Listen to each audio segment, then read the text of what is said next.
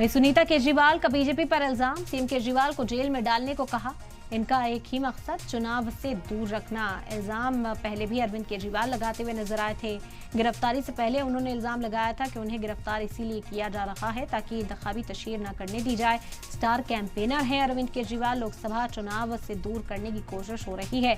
और अब जब तिहाड़ जेल अरविंद केजरीवाल को भेजा गया तो उनकी अहलिया सुनीता केजरीवाल ने भी बीजेपी पर बड़ा इल्जाम लगाया। बीजेपी जांच एजेंसियों का गलत इस्तेमाल कर केजरीवाल को फंसाने की कोशिश कर रही है।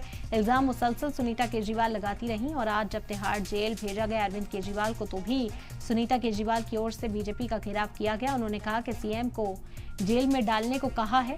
इनका एक मकसद है कि उन्हें चुनाव से दूर रखा जाए, इंतखाबी मैदान से दूर किया जाए, क्योंकि आम आदमी पार्टी के लिए स्टार कैंपेनर हैं अरविंद केजरीवाल और ऐसे में उन्हें चुनावी मैदान से दूर किया जा रहा है ताकि अपोजिशन को नुकसान पहुंचाया जा सके। सुनीता केजरीवाल का ये इल्जाम है।